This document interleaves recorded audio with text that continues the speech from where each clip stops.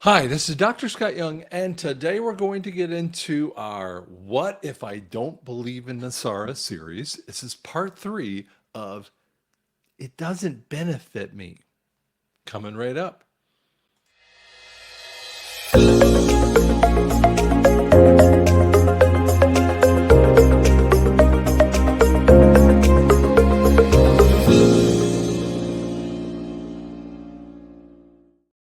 Now, if you haven't listened to this, you need to go to the playlist, go to What If It Doesn't Benefit Me in the playlist, and you will see it. Now, this is a four-part series. We start with the basic idea of I'm struggling with this star because of fairness issues. Now, it isn't only just that, and we're going to show you more about that because some of it is I just don't see it, and we're going to get into that farther. The first one that we really dealt with is you know, fair elections. I mean, free and fair elections. I mean, we haven't had them. Next one is IRS. When you see this thing go away, oh, baby, it's going to be big. We went into the next section, and this is in number two. Sorry, and we talked about these three-letter agencies, the Chevron doctrine that kills off regulations that were just created without any law attached to them. There's so many people who don't know what that means. There's a meme running around by a guy, and he goes, mandates are not laws. Requirements are not laws. And it's a real powerful point that we miss on. And then, this idiot virus kind of stuff that stopped businesses, it stopped people from even going in to see their dying parents in a hospital. Come on. I mean, this is ridiculous. It even includes airlines and some of that stuff too.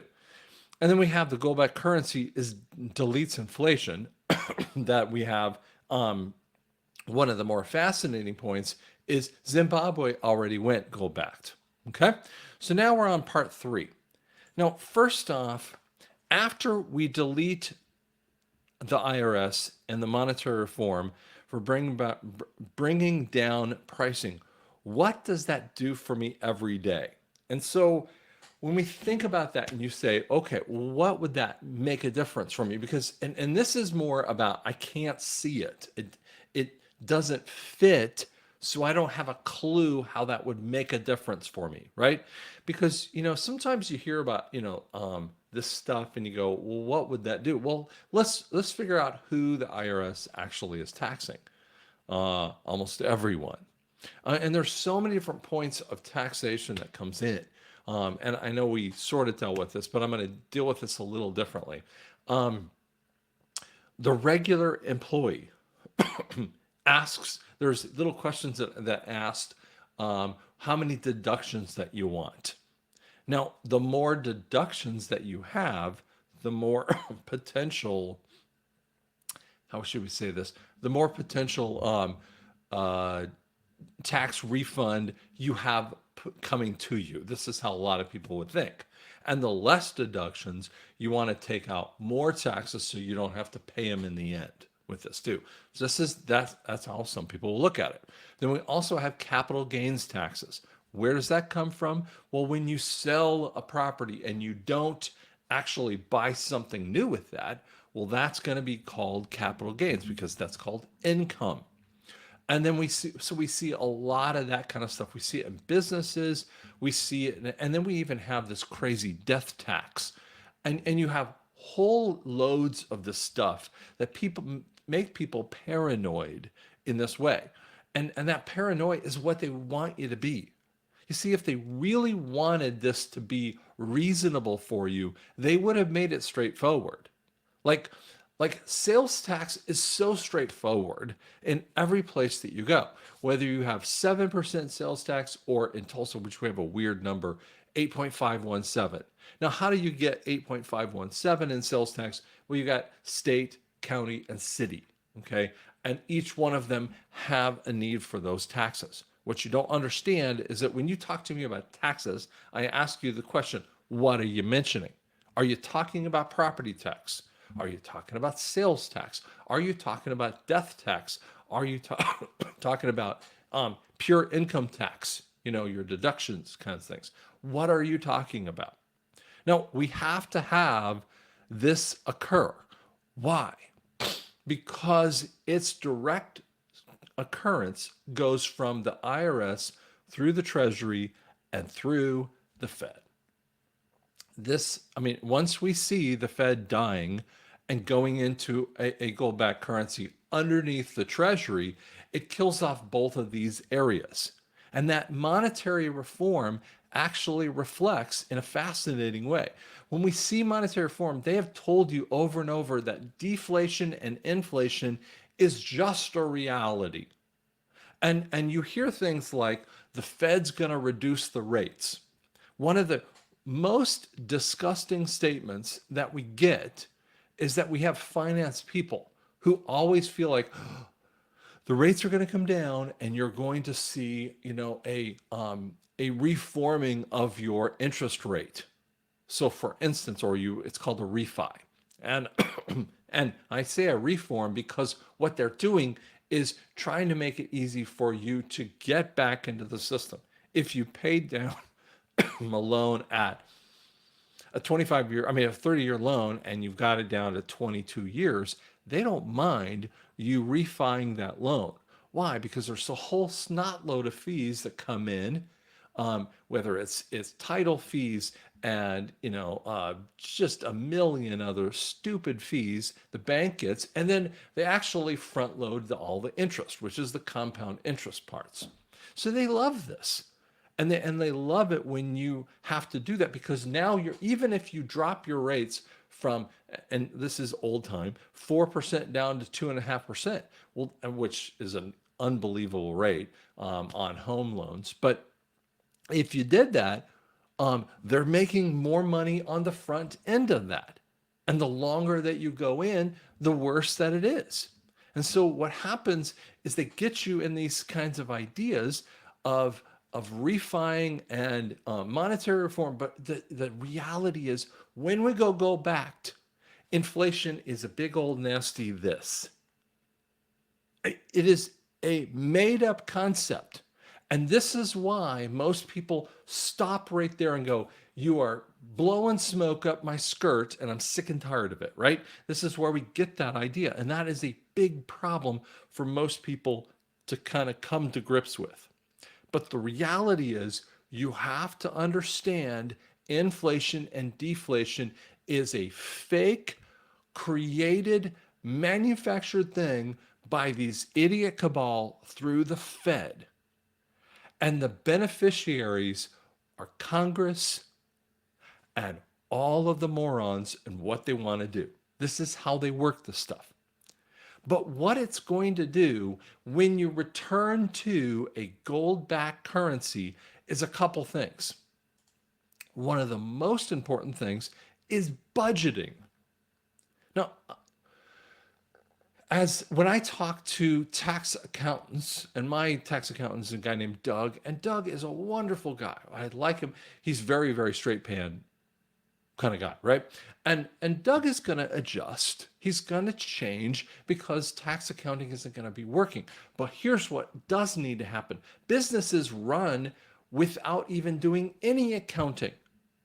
The fascinating conversation that they say, and I'm using just as an example, these people walk in with shoe boxes, right? And here's their checkbook and here's their budget. And they walk in with that and they go, fix it, because they're dealing with their taxation. Which means that they have no budget, they have no idea if they're making money or losing money. And that tax accountant is the first guy that ever does it. Frankly, they don't even look at the profit and loss or the balance sheet that it comes with your taxation if you have a corporation. And I don't care if that is a C corporation, an S corporation, or an LLC, which are all profit-based, or you have a nonprofit organization such as a 501c3 or even these crazy sovereign ones. But even either side of those, they actually need to look at what you're making.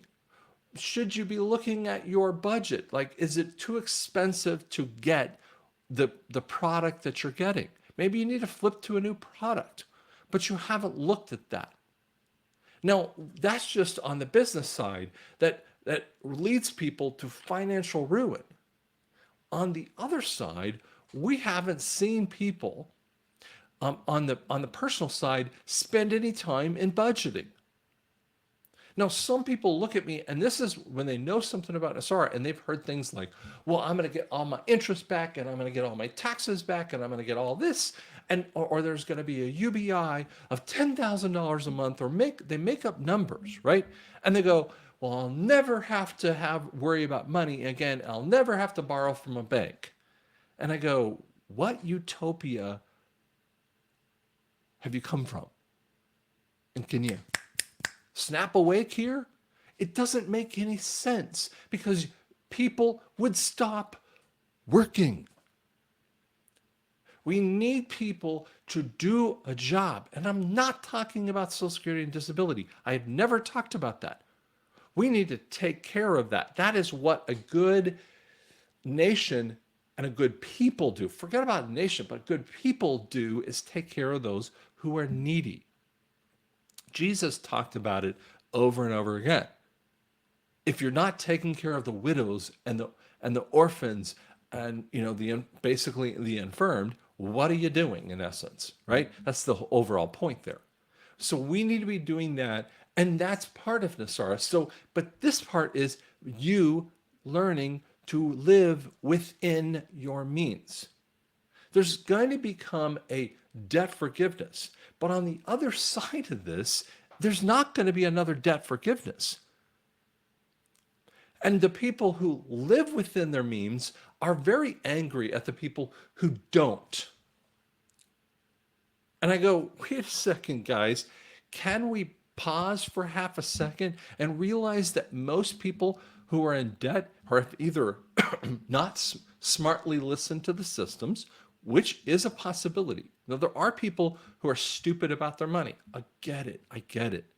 But most of the people in the world, not only they're not educated about their money, that's true, but secondarily have had systems that have messed with them.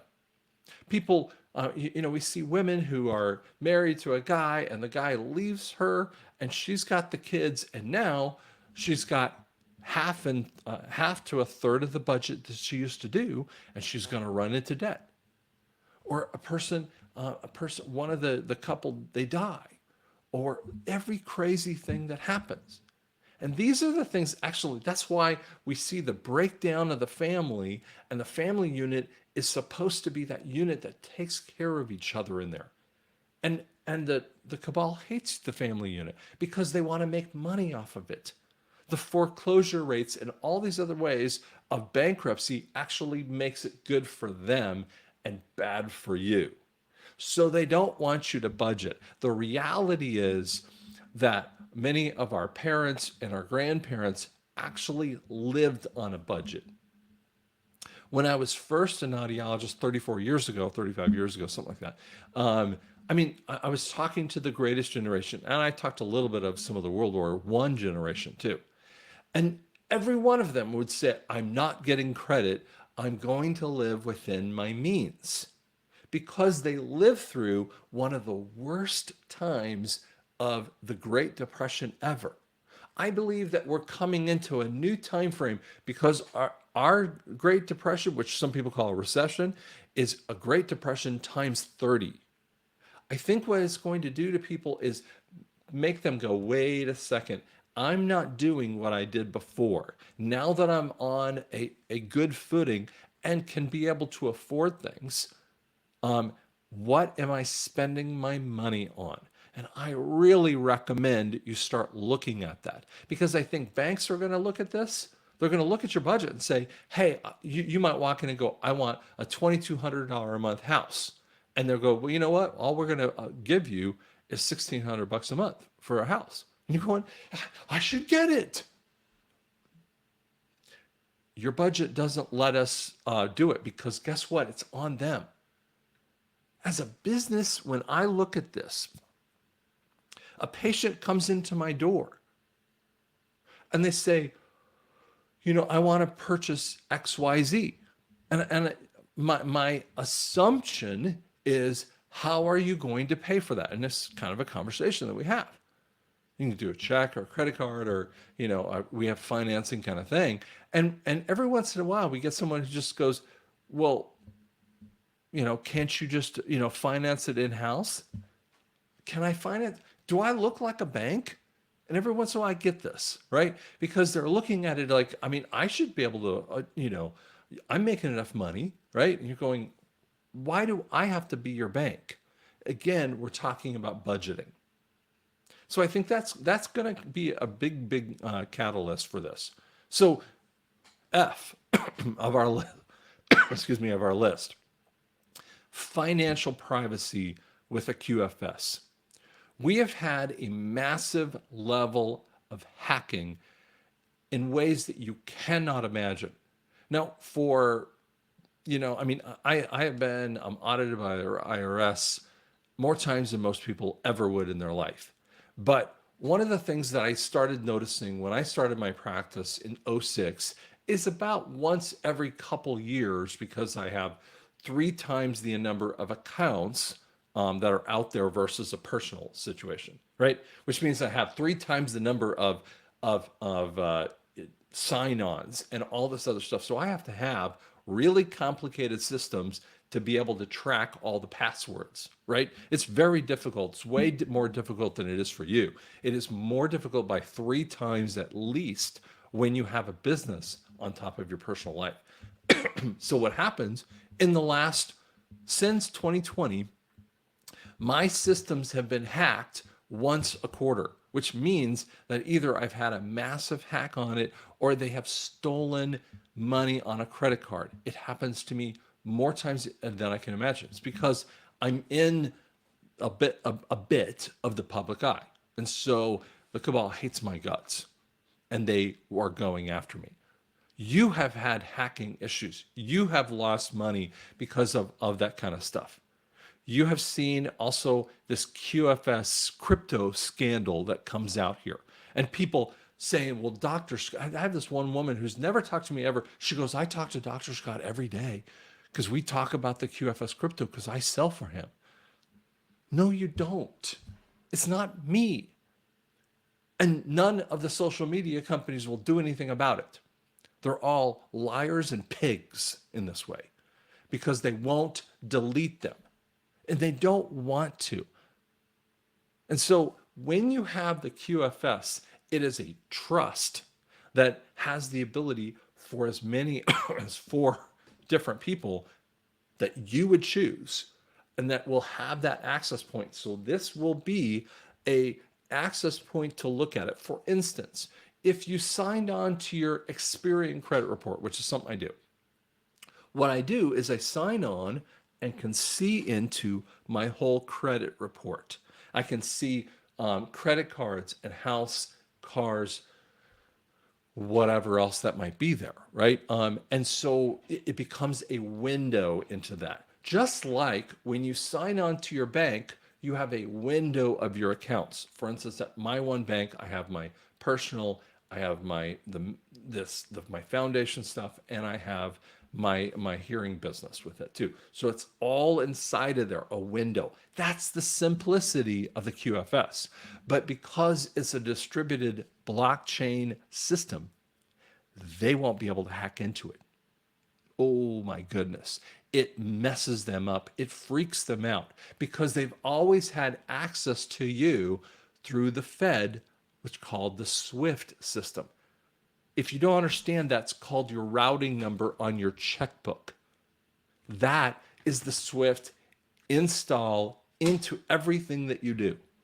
Well, this is the part that messes them up almost more than anything else because they will have no control. What did Trump say January 20th, 2017? He said, I'm giving power back to the people. And he had military officers all around him because this thing is a military operation. Now, once we start into this system and you will find out about the QFS. You don't have to do anything about this. As they've said to you a million times, don't do that. Wait for it because it's already set up for you. When you have access to it, it'll be very simple for you. You're not going to, if you can sign into a bank account, then you can do this. Don't worry about it. But here's what happens. When we start to see a gold-backed currency take over, if your money was worthless way before this 2020 craziness, it is so much less worth anything right now. It's so far that's fascinating. And then when we see gold start being set by Treasury, $5, $7, $10,000, whatever they set it to, you will start seeing the markets reflect that. It takes a little time frame for that to happen. Some things might flush through the wash pretty quickly because they're actually forcing them. The good guys are forcing them to do that. Because of a bankruptcy reorganization. We're actually seeing some of that in fees that have been deleted, and this been required to. And Warren Buffett isn't being a good guy; he's one of the cabal, but it's because they're being forced to. Banks have lost billions and billions of dollars of fees in the last about year because they've been required to delete them. This is just the craziness that's happening. And you will start seeing prices fall. Now, don't get into the stupid of the 1950 pricings. I've talked about this 100 times. You want to understand that? Go to the NESARA shorts and you'll see the 1950s pricing. It has no macro sense whatsoever, a macroeconomic sense whatsoever. Do not do that because, for instance, when has an iPhone existed? It was 2007. So how do you compare that to something in 1950? Well, there were cars. How much more complicated is a car now than it was then? And once you answer that question, you've actually answered why it cannot be a comparable situation. So you're going to see prices fall, and they're going to be falling in a weird way. Now, it doesn't mean, and they're not going to all fall in lockstep. If I want to buy, a cool pair of, there are new technologies that are coming out, and it's going to cost new money to do some of those new technologies. It doesn't mean that all of those technologies are just going to be like free and clear or cheap, dirt cheap. They might cost that person a lot of money to do, and it might be exactly something that the market goes, man, I'm going to pay for that because I really, really want that cool technology. So some of them are not going to necessarily go down a ton in price. They're going to go down. Everything's going to be less. But there's going to be things that you're going to go, why hasn't that come down in price? Because it doesn't make sense for it to be yet. And H, banks are not going to have the power. Now, we talked about these fees and rates that have already been deleted. But the fees are, the rates of things, for instance, interest rates, when we talked about compound interest versus simple interest, you can take your calculator out and do a simple interest form. For instance, let me give you an example. Let's say you have a $300,000 house. The average house right now is $450,000. Let's just make it simple, $500,000 house, okay? Because nationwide, that's what it is. Now, obviously, it depends on the area. But let's just say it is a $500,000 house. So if you're going to pay for that, make up a number, 5% over a 30-year period of time on compound interest, you're probably going to pay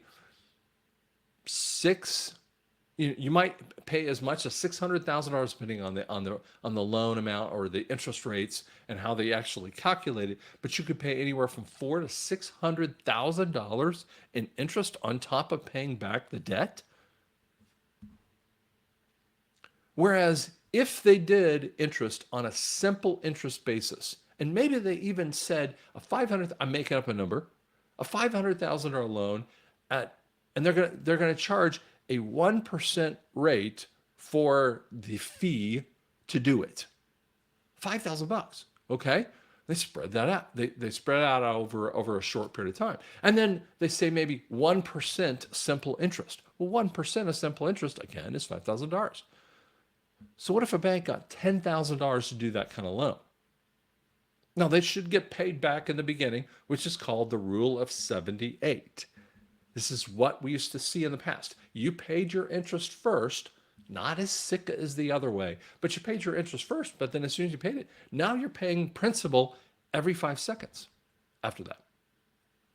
And if we did have a potential bankruptcy or foreclosure, which possibility, if they sold when they sold the house, you would get paid back whatever you paid into the house. And then you could go on and figure out where you wanted to live from that point. See, that's the only fair way to do that. And there's going to be some of these things that are going to be crazy. Now, some of you have heard, and you go, I disagree with that out of hand. Calm down just a little bit, because there are things that banks still have to make some money to keep them in business. And you might go, well, I don't care if banks are in business. The reality is we need to have banks around, but we need to have them without the power of your money. They need to be service and relationship based banks. And some banks are starting to learn this lesson and become really community oriented. And that's why I've stuck with a small private bank in the Tulsa area when I do that. And if I were ever interacting, see, here's one of the other things that happens with banks.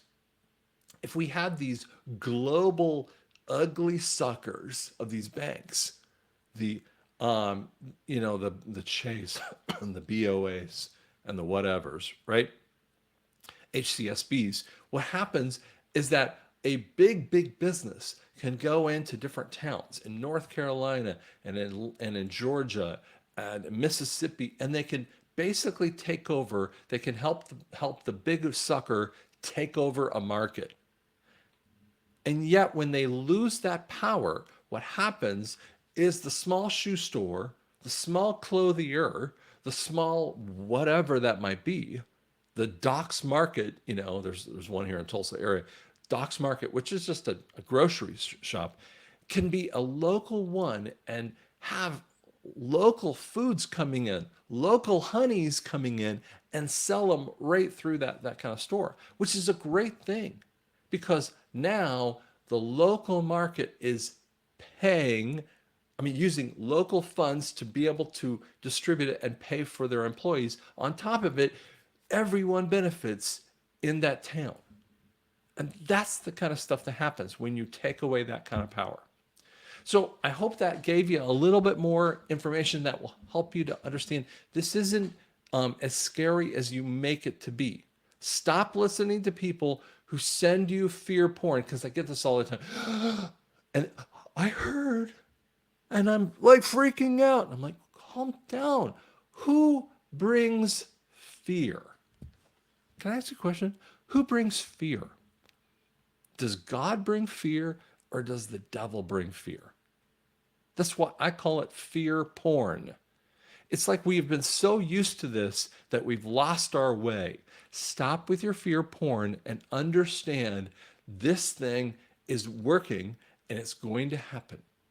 It's going to be okay, guys. Thanks so much.